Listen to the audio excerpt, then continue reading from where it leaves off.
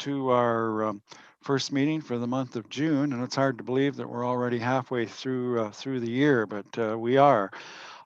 Just before we start our meeting and before we have a moment of reflection, I would just like to bring you up to speed. I guess most of you maybe already know, but we have our flags flying at half mast, and it's in with regards to the Kamloops residential school victims and their families, and in their memory and in recognition of that. So it is certainly, it's sad situation, and I would ask that we keep the families and memories in our thoughts as we do the moment of reflection. So we'll pause for a moment of reflection at this time.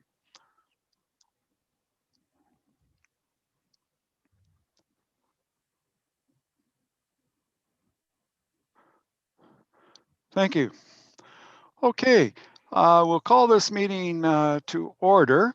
And before I even confirm the agenda as it was sent out, it's my honor to introduce. I keep calling Dan, but the official name is Daniel, and that's the last time that you're going to get that name. But Dan Hobson, and Dan is our new clerk for the municipality, and today was actually his first day.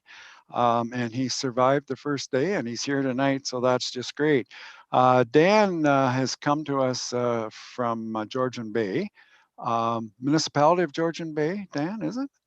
Yeah, and that's he was deputy clerk there, and before there, he was a policy coordinator with the city of Lloydminster.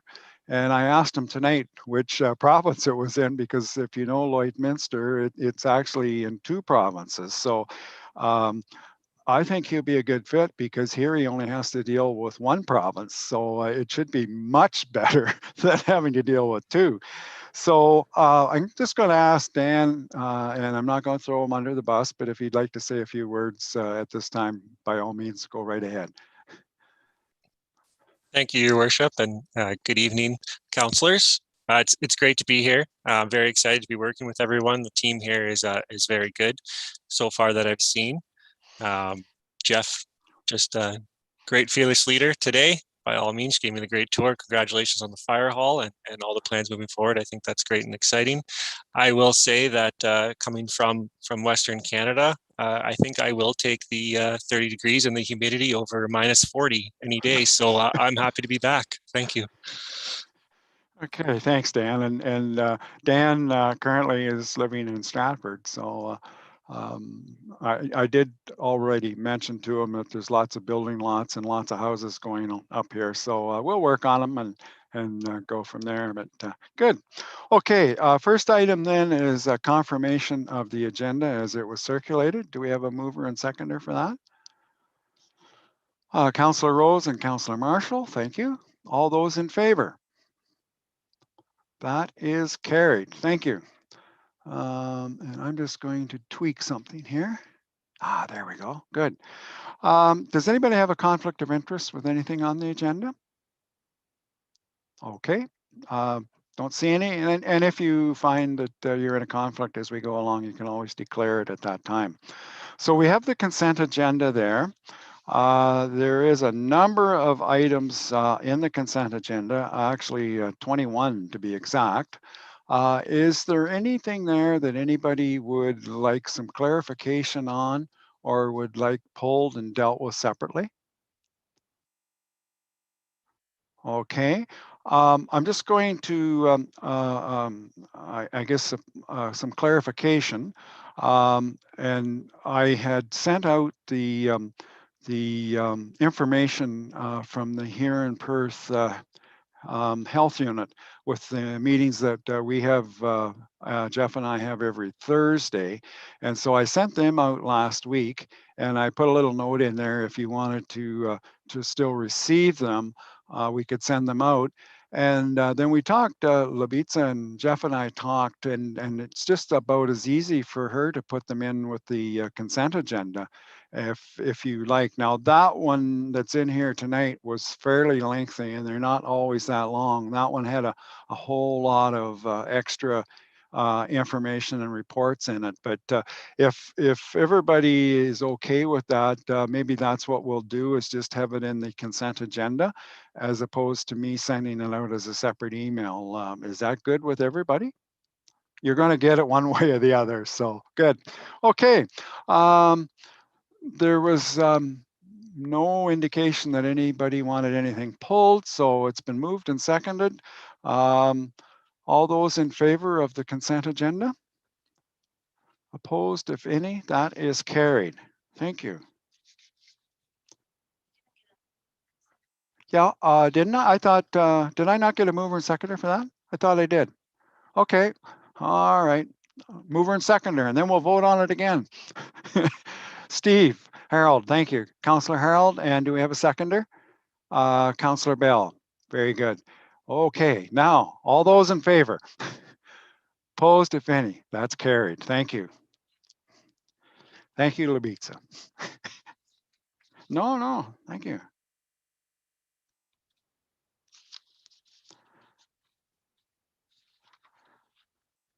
Okay, we do have a public meeting tonight. Actually, we have 2 items in a public meeting. So at this time, I would ask that we end our council meeting here for the time being, and that we open a public meeting for a zoning bylaw amendment application at 7:08. And a mover and a seconder. Yes, she's not going to let me forget that one. Councillor Rose and Councillor Matheson. All those in favor? Opposed, if any? That's carried. Okay.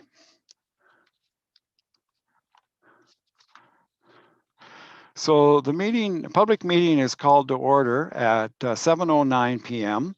and the public meeting is being held in accordance with Section 34 of the Planning Act. Are there any declarations of pecuniary interest by any other member of council? Okay, if not, I'm going to ask our Deputy Clerk, Brick, for the purpose of this meeting. The purpose of this public meeting of the Council of the Corporation of the Municipality of West Perth is to review the applications for a proposed amendment to Bylaw 100/1998, the zoning bylaw of the Municipality of West Perth, and to allow interested members of the public the opportunity to ask questions or offer comments with regard to the applications.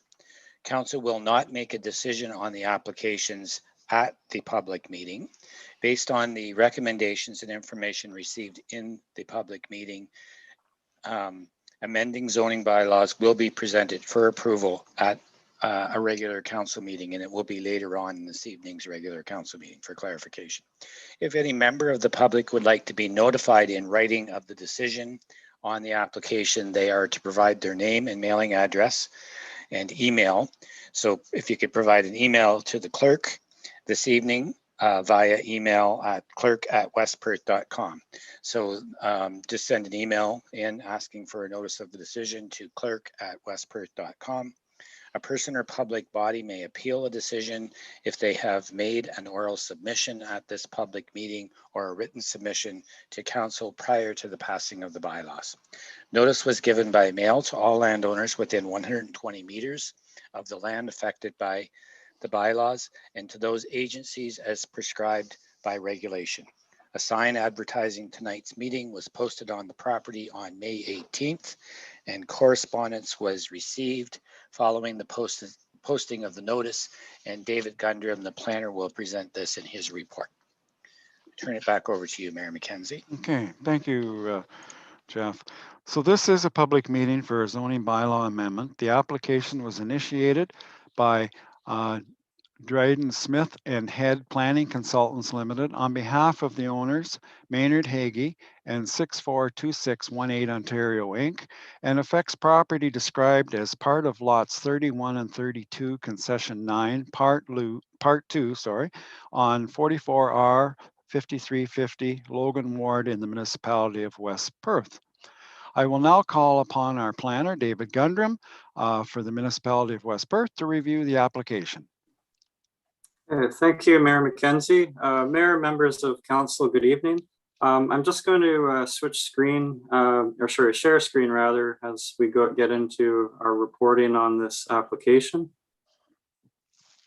And I'm going to just scroll down to the report photo for this particular application to illustrate. Oh, there we go. Can everyone see that okay? Yep, we can see it, Dave. Great. Okay, so essentially, I'll try to be brief here. This application for zoning amendment is to satisfy conditions of 3 consent to sever applications that were approved on April 29th, 2021 by delegated approval authority through the County of Perth Land Division Committee. So these were applications B51, B52, and B53-20 respectively, which essentially each of the applications are creating an equally sized residential lot in the hamlet of Broadhagen, which are shown in yellow here on the image, while retaining the area shown in red as a retained farm lot, which would exist outside of the existing settlement area of the hamlet of Broadhagen. So the zoning bylaw is essentially just to change the zoning on the 3 lots that are shown on the image before you from the existing agricultural zone to place each in the Hamlet Village residential zone, both to satisfy a condition of consent, but also to in future allow the owners or developer to pursue and secure building permits for new residential development on these lots. So just switch down. This was the original severance sketch that was provided, which we've copied here for the purpose of the zoning amendments, a zoning amendment rather. So the one amendment will cover the land area that's shown as lots A, B, and C on the image before you. We have reviewed the application with respect to the PPS. The PPS essentially says under section 1 that settlement areas such as Broadhagen should be the focus of growth and development, which would be consistent with the conditional approval of the severances that were done through County Perth Land Division Committee. The proposed ZBA will ensure that the existing designated settlement area lands will be the focus of new development, residential development more specifically, and that they would maintain a density consistent with the surrounding area utilizing private servicing. I will note for council that there was a scope hydrogeological assessment that was provided by a professional engineer for the purpose of the severances, and it concluded that the lots were of sufficient size to accommodate well and septic, such that new septic systems would not interfere with surrounding private wells in the area. So that's essentially what this application for zoning bylaw amendment is about. We found it to be consistent both with the provincial policy statement as well as the County of Perth official plan. To date, there are no pieces of correspondence that were received in response to our public circulation.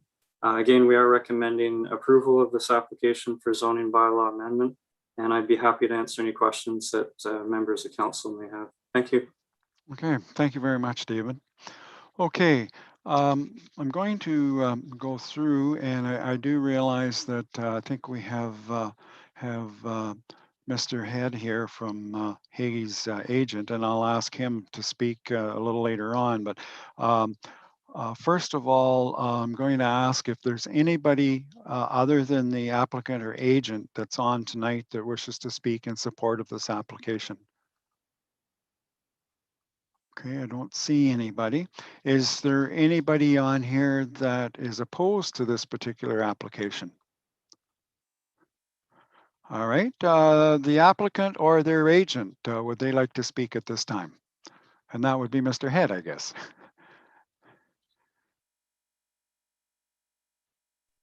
Mr. Mayor, Yes. I'm here. I don't have, but I just got a new modem and I'm trying to figure out some of the bugs tonight.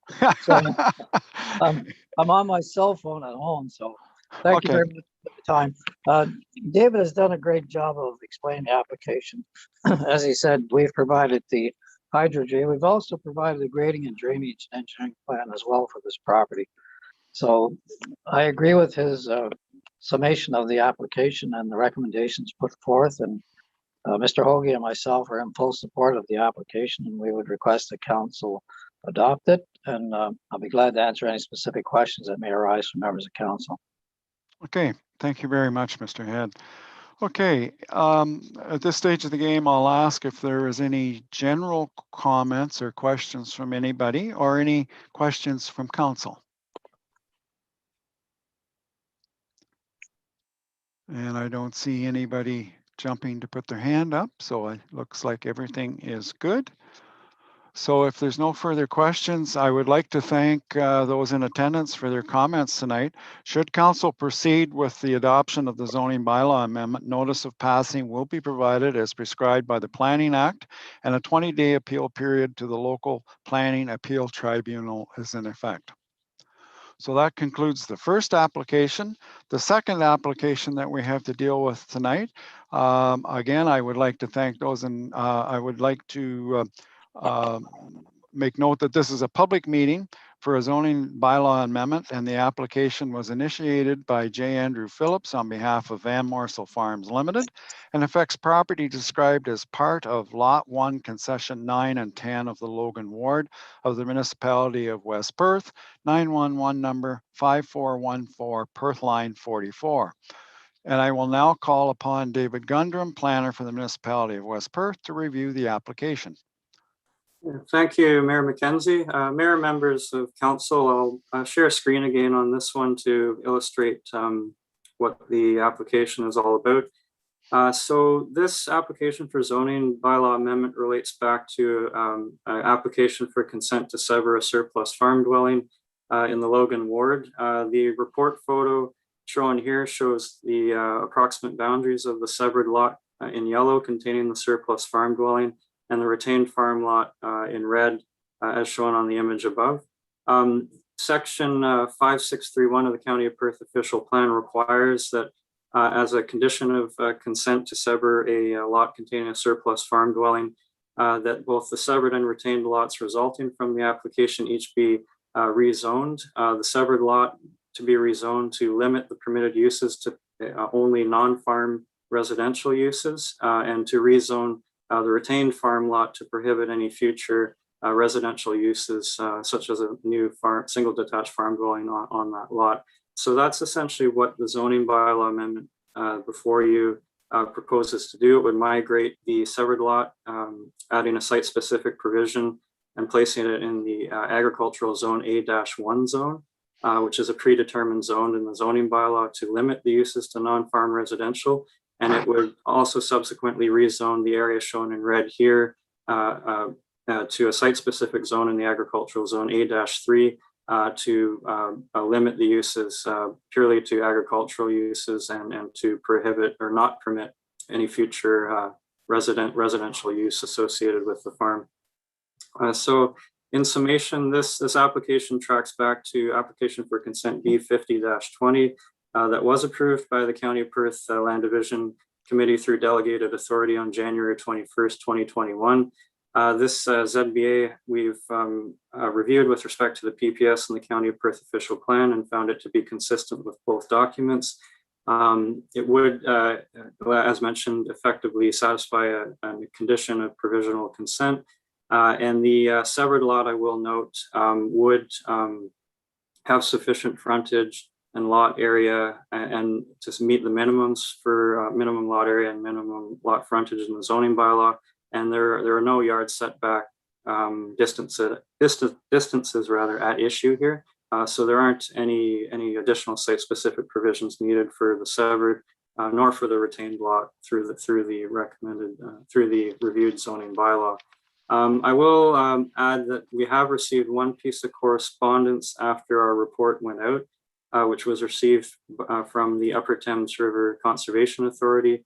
Upper Thames River Conservation Authority reviewed the application and determined that they had no concern or objection with the application for zoning bylaw amendment. To summarize, we are recommending that council approve this application for ZBA, and I'd be happy to answer any questions that members of council may have. Thank you. Thank you, David. Very good. Okay, at this stage of the game, I will ask if there is anybody present that wishes to speak in support of this particular application. Okay, not seeing any. Is there anybody opposed to this application? And I don't believe we have the applicant or their agent online at this time either, that they would wish to speak. David? Oh, through the mayor, just a note for council, I was made aware that the agent on this application, Mr. Phillips, him and I, we spoke prior to the meeting, and he wanted to let council know that he did not plan to attend this evening. So I will note that for council's information. Okay, thank you, David. All right, any general comments or questions from council? Deputy Mayor Wright. Everybody's getting off easy tonight. So David, you have lot 1, concession 9 and 10, and yet you only have a red line around concession 9. You're not going to prohibit them from building a house on lot 1, concession 10, are you? Like it has a description of lot 1, concession 9 and 10, which is a 200-acre parcel north and south. But in all your pictures, you only have it redesignated agriculture on the south 100 acres. Through the mayor, very good question, Deputy Mayor Wright. I'm just going to share a screen again just to help illustrate what's going on here with respect to the concession boundaries of the lot and concession boundaries. So I'm just going to flip over again to the agenda and put up the severance sketch. So the retained lot will straddle both concession 9 and 10. So technically, it'll be part of lot 1 on concession 9, and additionally a portion of lot 1 or part of lot 1 on concession 10. So effectively, the zoning will prohibit a future farmhouse from being established on the area that you see on this image that says to be retained. So I'll just like scrolling with the cursor it would apply to the northern area, lot being part of lot 1 concession 10 as well. But there would be a substantial portion of part of lot 1 concession 10 that would not be subject to that, which is off the property. I hope that helps clarify what this will apply to and what it won't in that respect, Deputy Mayor. Should have split that first. So in layman's terms, David, this particular property goes through from 1.25 miles to the next, right? No. Yeah. Effectively, yes, it does. Yeah. Anybody else have a question? Okay, very good. If there are no further questions, then I would like to thank those in attendance for their comments. Should council proceed with the adoption of the zoning bylaw amendment, notice of passing will be provided as prescribed by the Planning Act, and a 20-day appeal period to the local planning appeal tribunal is in effect. So a motion would be in order that the Council of Municipality of West Perth now closes this public meeting at 7:24 p.m. and reconvenes into regular council. We have a mover and seconder for that. Councillor Rose, and seconded by Councillor Marshall. All those in favor? Opposed, if any? That is carried. Thank you.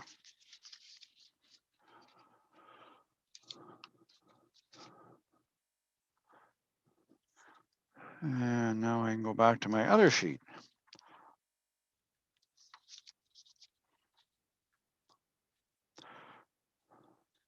Okay, we're going to deal with the reports at this particular time, and the first report is Rosemary from the library. So Rosemary, you're there. Yep, go ahead. Good evening. Thank you, Your Worship. Good evening, members of council. The library board met on May 25th, and those are the meeting minutes that you have in front of you.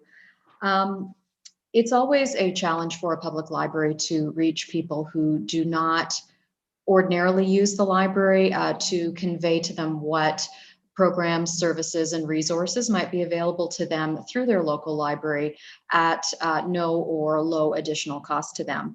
One of the ways we can do that is through local media channels. So we discussed at the last board meeting about the library having a regular column in the Mitchell Advocate, and board members were very pleased with that. So I did connect with the editor of the Advocate, and he also was quite pleased. It's something the library has done in the past, so we hope to do that on a regular basis beginning this summer.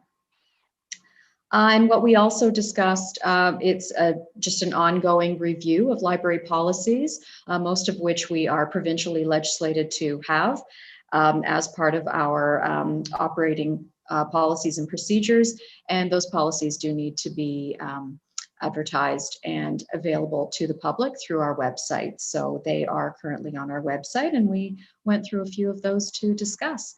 I'm happy to answer any questions pertaining to those minutes.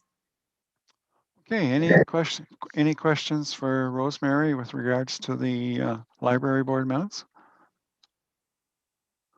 Okay, if not, we do have a recommendation here. And the recommendation is that West Perth receives for information the report from the West Perth Public Library Board meeting held on May 25th, 2021. We have a mover and seconder for that. Anne Marie Murray, thank you. Councillor Murray and Councillor Matheson. All those in favor? Opposed, if any? That is carried. Very good, Rosemary. Thank you. Thank you. All right, the next report up is from Recreations and Facilities Manager Darcy Cook. Darcy, the floor is yours. Yes, thank you, Mayor McKenzie and Council. My report is on the pool audit. As you've seen, we had Largo Facilities Management won the bid for providing the pool audit, and I provided the detailed report with my report. Outlined just the amounts of money that I would be looking at in the near future and then in the 5-year plan. I think that would get most of the poor or fair issues with the pool up and going in the next 5 years. Obviously, this will be dealt with at budget time, but it's for information, and I can answer any questions in regards to the report. Okay, thanks, Darcy. Questions with regards to this report? Deputy Mayor Wright.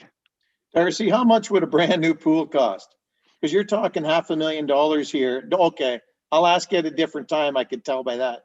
You're talking $500,000 over 5 years to repair something that might cost, I don't know, $500,000 to build new. I'm not sure anymore. Yeah, I think you'd be looking at more, but I don't want to just shout out numbers in case I'm a little bit off, but I can definitely bring back if council's interested. I can definitely bring that back, or we can deal with it at budget time. Okay. Councillor Tam, you had a question. Yeah, just wondering, what would the life cycle of these repairs be, Darcy? Depending on the repairs, the concrete work, provided that we could get in and do good work, would be about 15 to 20 years. The pool heater the pool heater's original, so we'd be looking at probably another 15 to 20 year life cycle on the pool heater. Yeah, other repairs. Most of the repairs that are looked at in the report are original to the pool. There's not too much that wasn't done. And so they're all about 20 years old. So I think you'd be looking at 15, 20 years before you replace any of the repairs. And as mentioned in the report, the pool is 21 years old. And that was a complete refurbishment. The old one was basically excavated out and the new one put in.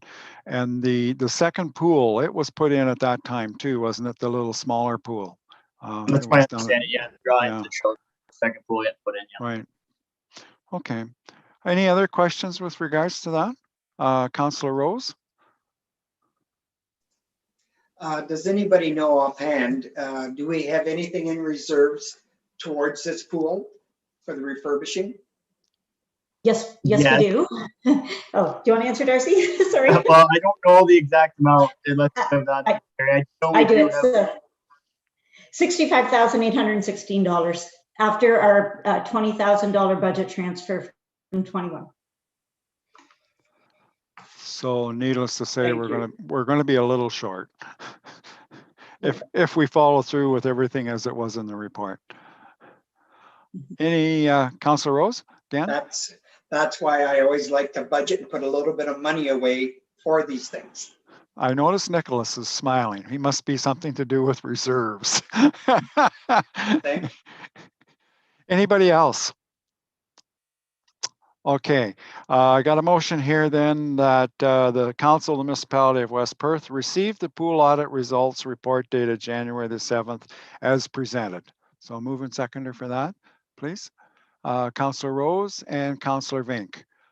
Any further discussion on that? All those in favor? Opposed, if any? That is carried. Thank you. All right, and the next item then is the tennis court report. Yes, thank you. So the tennis report is not the report I want to be bringing right now, but unfortunately we have issues with a subcontractor on the job. I just wanted to bring it to council's attention so we were all on the same page. I have worked with Armstrong Paving.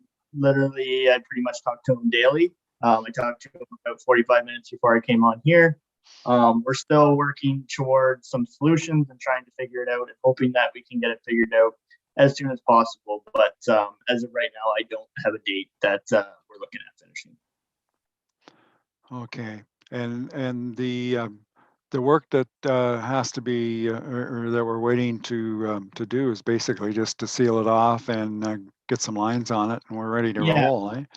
Yeah, so it's a flexi paved surface that goes on to make it a little bit easier to play tennis on, and it's colored, and then the lines get painted on as well. So that is basically, and then the nets go up, and we're basically ready to go. It's about a 2 to 3 day job, and then a couple days just to make sure it cures, and then we can be on it. But we just got to get the subcontractor there. Right. Well, hopefully we're in the cog there, and our number comes up fairly quickly within the next little while, and we can get it done. Any question, Nicholas? Go ahead. Is there one company in Ontario that can do that, or is there multiple that? No, there is multiple, and we are working on another one. We just got to end the contract with the first one, but there is multiple in Ontario that can do it for sure. Councillor Tam. Is the money still held back to this point of completion, Darcy? Yeah. We've only paid them for what they've done. So we haven't paid them for anything that's not complete. It's just a matter of getting it complete. Okay, thanks. That's usually a good way to get things done. Yeah. Councillor Tinkowski.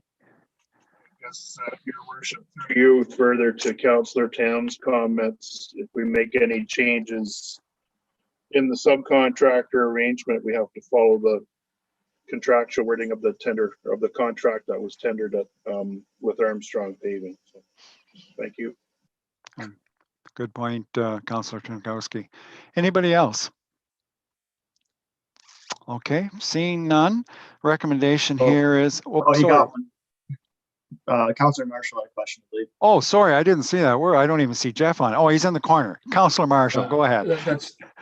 That's fine. Go ahead. You sure? Okay. Anybody else? And I'll look a little closer at the screen here. All right. If there's no further questions, then the recommendation is that the Council of Municipality of West Perth receive the tennis court completion report dated June the 7th as presented. We have a mover and seconder for that. Councillor Marshall and Councillor Bell. Any further discussion? All those in favor?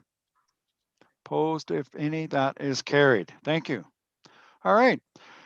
Very good. Thank you, Darcy. The next report is with the interim treasurer, Terry Rao, and she's going to talk about a few things. The first one is the LAS natural gas appointment and retainer agreement. Good evening, Mayor McKenzie and Council. So this report here is really just introducing a bylaw with for an agreement with the natural gas, LAS natural gas program coming up later in the agenda. So it's a 2-year term renewal. We have been with this in this agreement, which many municipalities have. All the municipalities I've been involved with in my career have all been involved in this. Also, county, all lower tiers. So the last agreement we signed was 2002.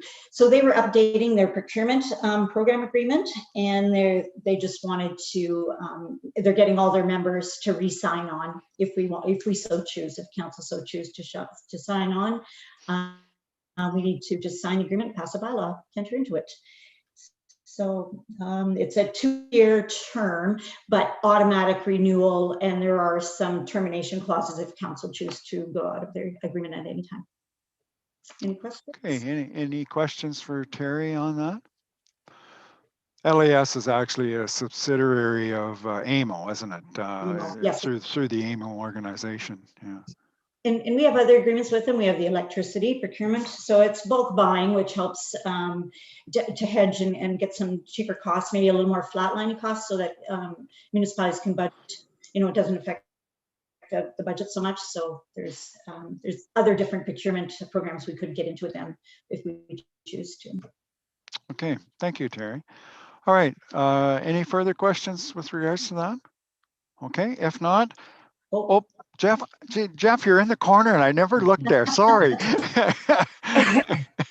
That's all right, I'm in the corner a lot. Just a quiet question here, maybe I'm missing, but it looks like this program since 2014 has cost us money that we would cost us more than if we just been on the utility rate. We've been getting rebate checks every year. Okay, but even look like yeah. Even after a rebate check, it looks like over that time frame we've paid an extra $3,500 than if we'd just been paying for the utility. Is that, or am I reading that incorrectly? Yeah, I'd have to have them maybe speak to this a little bit better to understand what I'm saying to you here. So I can totally see where you're coming from. We have had a loss. And and looking at the graphs, the rebate to 78. And looking at the graph, it looks like the peaks have been higher on the LAS than with the utilities. If it's supposed to evening it out, that doesn't seem to be doing a. If you want them to come, they could actually speak to council. If council so choose, we can invite them to come and speak to this, and then they can answer the question so much better than I would be able to.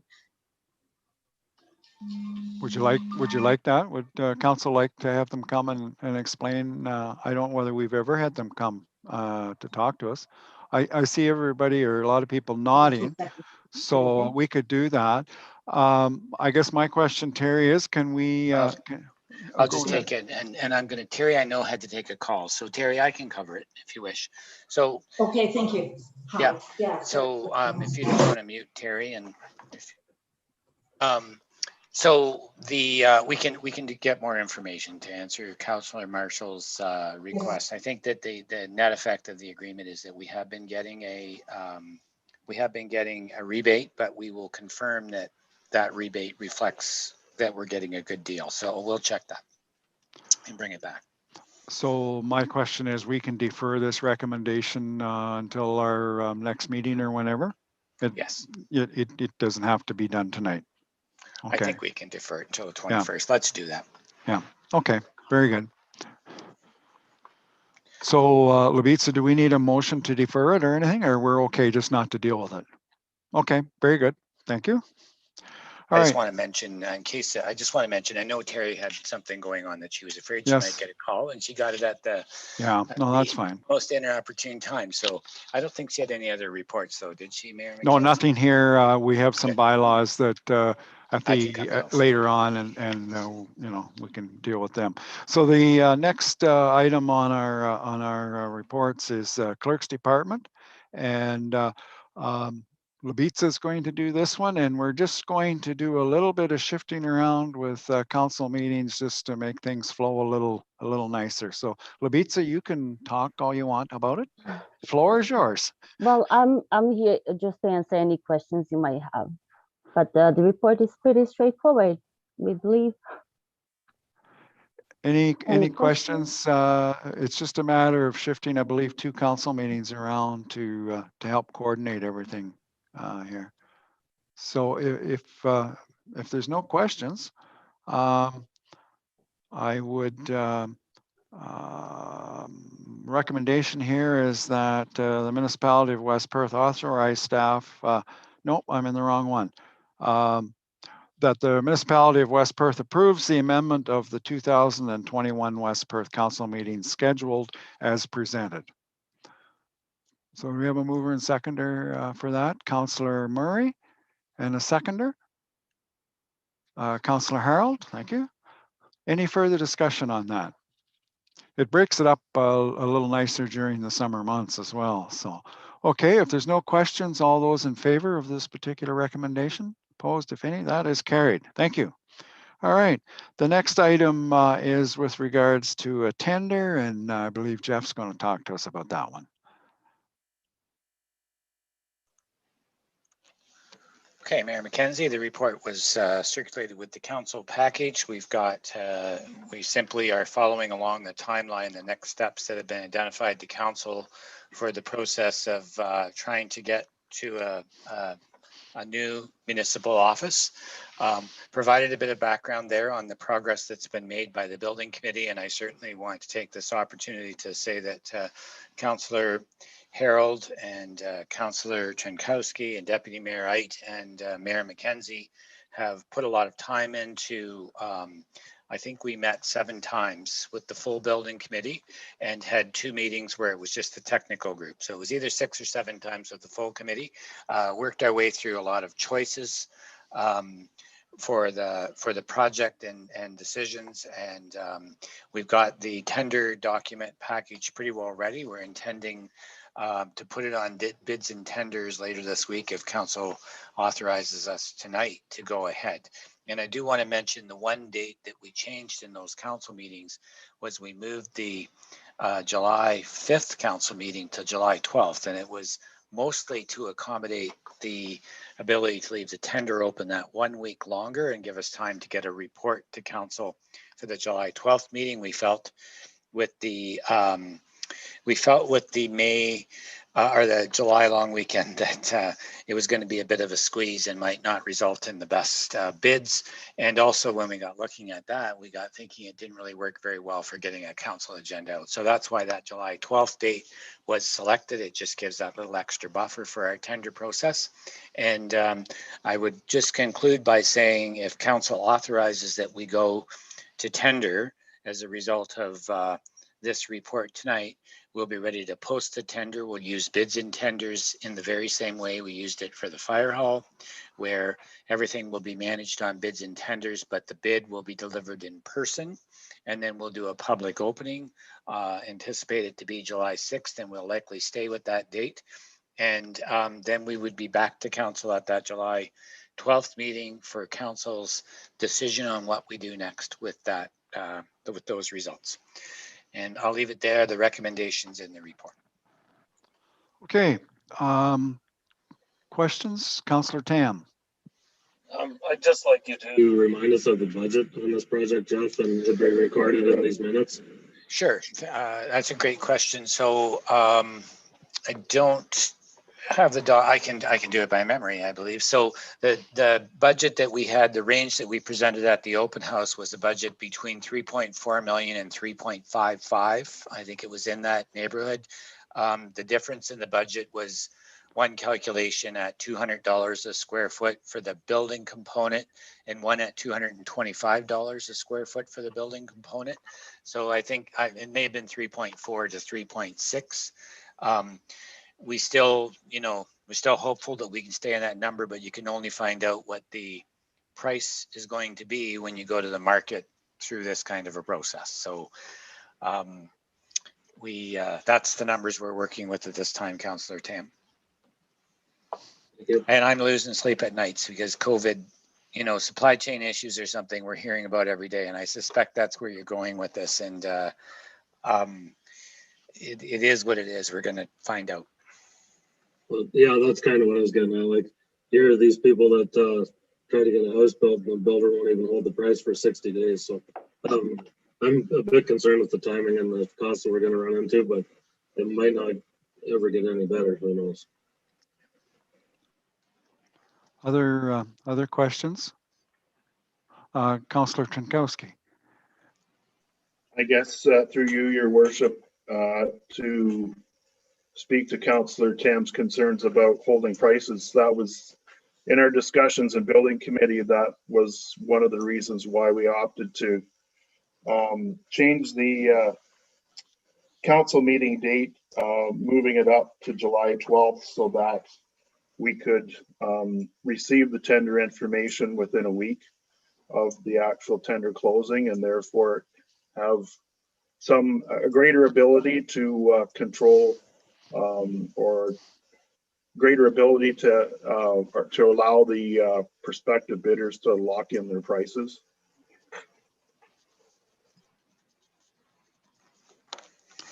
Okay, thank you. Anybody else? You know, I guess really, and truthfully, we're not going to know until the tenders come in where we're at. And I think that's going to be maybe the big decision at that particular time, depending on where they come in, and we'll have to decide what we're going to do. So, you know, I don't know what else can be said. It is what it is, and we don't know what it is yet, but we will definitely find out. And I think everybody's aware, but maybe, and I'll maybe call on Jeff, that we're going to tender this out, that the construction can be one of two ways, so that it gives us a little bit of flexibility in the construction.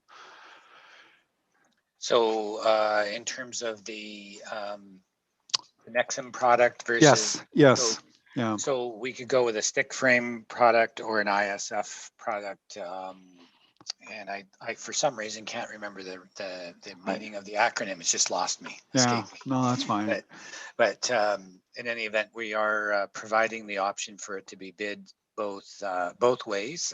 The price that we tendered the fire hall this way as well, and we found that the stick frame approach came in a little lower, but with the way the market's changed, it may be more competitive for the ISF product. Okay. All right. If there's, Councillor Vink. Yeah, is the working group then meeting after the tenders come in to review it, to bring it up to council, or is that going to be council's job to have a look at the raw data and then sift through some of these different choices, I guess? Yeah. So great choice. A great comment, Nicholas. I think that the winning bid will be based on the lowest price, because we'll be happy to take it either way. So there's really not a choice to be made to present it to the council, other than unless there's any variations in the bids. We think in the fire hall case, we made really sure that we had a very clear tender process, so we could have a completely objective decision. And that's exactly what we want. We're trying to make sure there's no subjectivity in this, because that's where we can have problems. And so I believe you'll see that the tender process will be very subjective, and the decision to council will come with a recommendation to select the lowest bidder, unless there's some complication that we don't anticipate. So the building committee, I can't see the building committee having a meeting unless we run into that, and we will know right after bid opening, tender opening. Okay. Any other questions? All good questions, by the way. All right. If not, the motion that we have here is that the Council of the Municipality of West Perth authorize staff to issue the tender for the municipal office project. And I need a mover and seconder for that. Councillor Jankowski and Councillor Rose. Last chance. Any further questions or comments? Okay. All those in favor of this particular motion? Opposed, if any? That was carried unanimously. Thank you. All right, moving on then into correspondence. The next is correspondence from the BIA, and the letter was there. Sherry, I don't know if you want to elaborate on it at all. No, not really. It's pretty self-explanatory. We're starting as things open up here in the province to move a little bit more aggressively with our BIA downtown. So decorating the town for different seasons with colored ribbons is the start of our many things that you're going to see us start doing throughout the rest of this next year. But the letter's pretty self-explanatory. Okay. Any questions with regards to that piece of correspondence? Okay, seeing none, the recommendation is that the Council of the Municipality of West Perth approve the BIA's request to decorate the light standards by displaying 30 red mesh indoor-outdoor bows throughout the BIA boundary. Mover and seconder for that? Councillor Tam and Councillor, there's different people put their arms up. Councillor Marshall. Okay, all those in favor? Opposed, if any? That is carried. Okay. The next item then is council reports, and the first one is the Maitland Valley Conservation Authority. And Cheryl is our rep on that. Do you want to highlight anything on that? Not really. There's both the March and April board meeting minutes there. If anybody has any questions. Any questions for Cheryl? Okay, moving on then, Upper Thames River Conservation Authority, and the link was there for their meeting. Anything there, Anna Marie, that you want to highlight? You're muted, Anna Marie, sorry. $5. No, not necessarily. Okay. Don't see any questions or any hands up. And I guess we don't have anything from Asabo Bayfield here. So the next one then is the minutes of the BIA from April and May. And again, I'll look at Sherry there if there's anything that she wants to highlight. No, just that we had our annual general meeting and a second meeting there. Sorry, just got a little behind, so we've got 2 in a row. But unless anyone has any questions, it's pretty straightforward. Okay, any questions? No? Okay, recommendation is that the Council of the Municipality of West Perth accepts reports from staff and councillors as presented, and further that all committee minutes and correspondence not specifically dealt with by resolution be received and filed. We have a mover and seconder to accept that. Councillor Bell, and seconded by Councillor Matheson. All those in favor? Opposed, if any, that is carried. Now we do have a number of bylaws here. Bylaw 43 is an agreement purchase and sale with Ellis Holdings. Bylaw 44. We're going to pull 44. Oh, we're pulling 44. Okay. Because we didn't vote on it before. Oh, that's right. Yep. Bylaw 44 is we will leave until the next meeting. Yeah, or a simple way to do it. Okay. Bylaw 45 is borrowing for debentures towards the fire hall. Bylaw 46 is borrowing towards the Henry Street Bridge. Bylaw 47 is to appoint Daniel Hobson as a municipal clerk for the municipality of West Perth. And zoning bylaw 246 is a bylaw to amend bylaw 100, 1998 for property described as lots 31, 32, concession 9 in the Logan ward. And zoning bylaw 249 is a bylaw to amend bylaw 100, 1998 is amended for property described as part of lot 1, concession 9 and 10 of the Logan ward, which is the Van Morsel one. So we'll deal with these in one go. So we give first, second, and third and final reading to bylaw 43, 45, 46, and the 2 zoning bylaws, 246 and 249, right? And 47. Did I miss that one? Well, there might be some discussion about that, will there? And 47. It's not on the sheet that was handed to me. just so you know what's going on, Jeff handed me a sheet with how to deal with these bylaws when we were limiting the one out, to take the one out, and he didn't put 47 on the sheet. So anyways, so we know it's bylaw 43, 45, 46, 47, and the 2 zoning bylaw amendments, 246 and 249. So a mover and seconder for those would be in order. Councillor Harold and a seconder, Councillor Rose. Any further discussion on that? Deputy Mayor Wright. Just, I don't think bylaw 100, 1998 fits in both 9.6 and 9.7, but maybe I'm wrong. It looks like we would, it looks like a clerical, because those 2 bylaws wouldn't have been the same at this previously. I'm wrong. I could be. That would Jeff. be that. Yeah, I'll let Jeff explain. I'm guessing that's the comprehensive bylaw that covers the whole whole thing? ward or the whole municipality. It's an amendment to our comprehensive bylaw. So our comprehensive bylaw is bylaw 100, 1998. So that means I believe they worded it correctly. Is David still on? No, he's not. I don't see him. No. Sorry, I deserve this because I handed that note to Mayor McKenzie and it wasn't fully baked. Hand me that thing right there. So I think your question, Deputy Mayor, is that it's a bylaw to amend our comprehensive bylaw, which is number 100, 1998. That is correct. And that would be when amalgamation took place. Yeah, because our comprehensive bylaw was number 100 in 1998, the year of amalgamation. You're correct. So that's the bylaw that we're amending with number 244 and number 247. Okay. Anybody else? We're good? Walter? Oh, sorry, Nicholas. Yeah, go ahead. That's all right. Just to double check that the interest rate on the Henry Street Bridge and the fire hall is a 2.72%, and that's for the entire duration of the 20 years.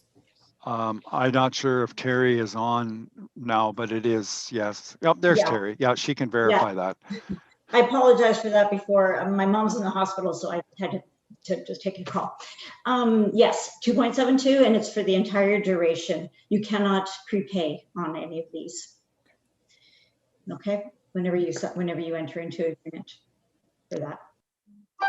Okay, any other questions? Okay, all right. So it's been duly moved and seconded. All those in favor? Opposed, if any? That is carried. Thank you. All right. Next item then is announcements. Thanks, Terry, for clearing that up. That's good. So just a list of upcoming council meetings, and notice there that we've switched a couple around to make things work a little better for us. So next item then is a notice of motion, and it was drafted by Councillor Trankowski with regarding roadside litter, and I have to comment on this that I got my Ontario Farmer, last week's Ontario Farmer came today, and inside, I believe the first page or second page, there's an article there about the Logan children that had solicited us and mentioned Dean there as well. So we've had this motion for the weekend. And I think everybody has had an opportunity to look at it. The recommendation there is that we direct staff to prepare a report reviewing the current practices and options for additional municipal actions in regard to the roadside litter and illegal dumping. And Dean, I'm assuming that you would like to move that. Yes, Your Worship, that's correct. Okay, we'll get a mover and a seconder, and then we'll have it on the floor for discussion. Do we have a seconder for that motion? Councillor Murray. Okay, Dean, do you want to talk about it? I'll let you lead off here if you want, and then if anybody else wants to chip in, they can. Okay, thank you, Your Worship. I'll just quickly, I guess for the benefit of the public that might be viewing the meeting and don't have the access to the notice of motion in front of them at the present time. Quickly summarizing, May 17th, I presented a letter to council that was brought forth to me by the de Block family on line 46. And they, in particular, it was the children that wrote the letter, and their parents and grandparents helped send it to me. So the children expressed their concern about the litter in front of their property. I wrote back to them thanking them for their letter to express their concerns, and I committed myself to bringing that letter to council and asking what staff and our fellow councillors what we could do about their concerns. So in doing so, I drafted the notice of motion. And I'm asking for a review and recommendations from staff on the issue, not only just litter on the rural roads, litter also on our nature trails, in the urban boards, as well as illegal dumping that may be happening throughout the municipality as well. And I'm focusing on, the motion focuses on public awareness and education as one component. The second component is surveillance and bylaw enforcement. And the third component is signage and fines. So I think public awareness and education, I think we need to be, as council and as staff, we need to be seen by the public as taking a proactive approach to the situation. And I've outlined different avenues to pursue the public awareness and education through our municipalities' resources, but also the resources of the public at large in the print media.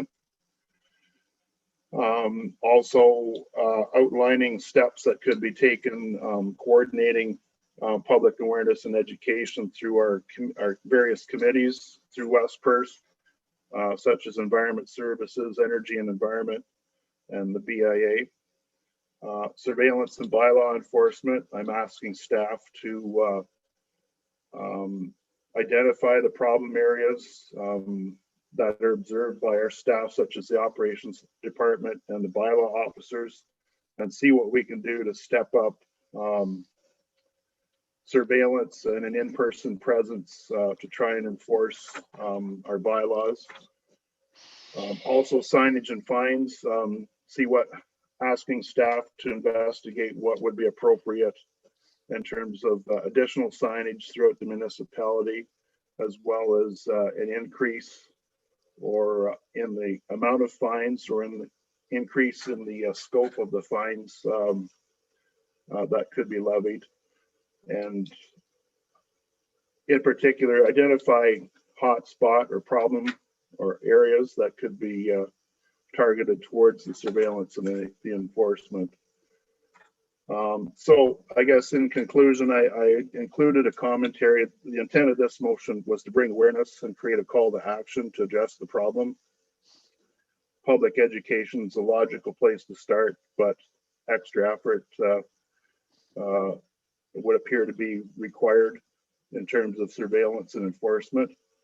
The consequences of the problem, it's not just a simple coffee cup or banana peels that are being carelessly dropped on the roadside. Between the May 17th meeting and tonight's meeting, I received a message from another ratepayer who's a dairy farmer, and he showed me in one picture the fragment of a aluminum beer can, and in the next picture he showed me a cow that had bled to death because the cow had ingested the part of the aluminum can. The cow had ingested it through the haylage. The aluminum can ruptured the ruminant tract of the animal, and the animal bled to death internally. And I guess I can update further, speaking from my own experience growing dry edible bean crops for export. I know that the end users, the buyers, if they find metal in the shipment, that's grounds for rejection of not just the container that the beans were shipped in, but the customer has the right to reject the entire shipload if they so choose. So I guess the bottom line is that it may seem like it's just one can or one bottle or one piece of litter, but the consequences can be quite severe. And I think it's appropriate that we do what we can as counselors and staff and as leaders in the community to set the right example, especially when the children and the youth of our community are watching what the adults are doing. Thank you. Okay, thank you very much, Dean. Okay, any other comments on this? Councillor Marshall? Thank you, Mayor McKenzie, and thank you, Councillor Trentowski, for bringing this issue forward. This is an issue that's certainly been an issue or been a problem for the Environmental Trails and Forestry Committee over the years. That's part of the reason why we do the spring cleanup along the Thames rivers because of this continuing issue, and it would be it'd sort of be nice not to have to rely on that and not have the problem with the garbage being thrown around already in the first place. So, I certainly on behalf of the committee and I'll wholeheartedly support Councillor Trentowski's motion. Thanks. Thank you. Anybody else? And some of the things that as a municipality we can do could be fairly simple. It could be just as simple as placing garbage containers, and Jeff was talking about the trail there, but placing them in strategic locations that you make it handy for people to use them so that they're not going to throw it on the ground. But sometimes it doesn't take that much. Any other questions? Okay, it's and I'm looking at Lubitz. I'm pretty sure we got a mover and seconder, didn't we? Yes, we did. Okay. So if there's no further comments or questions, all those in favor of that motion? Opposed, if any, that is carried unanimously. Thank you. Okay, moving on. Is there any other business that anybody wants to bring up at this time? Councillor Marshall? Just in light of the conversation about the bylaw officer, I had spoke it's quite a while ago now about getting a report from the bylaw officer, and haven't seen anything come through yet. Just wondering if we might see something in the coming meetings.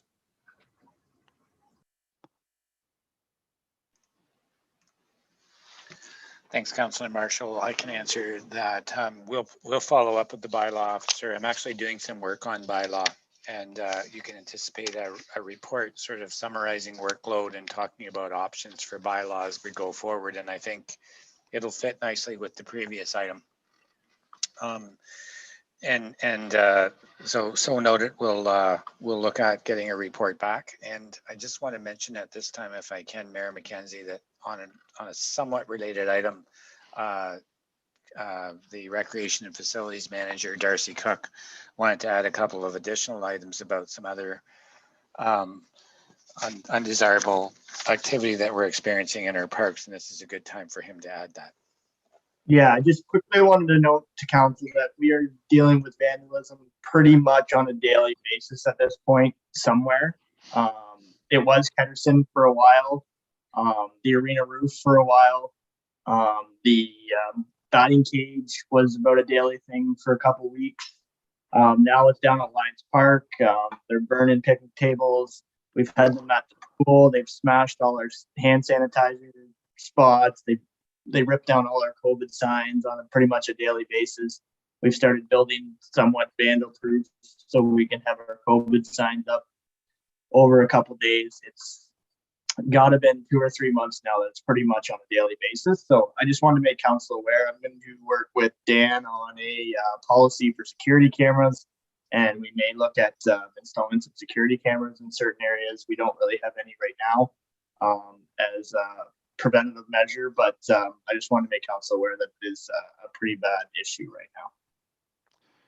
And we're not alone. I don't think, Darcy, my understanding in North Perth is having problems as well back there, to the point where they actually closed their park for a period of time.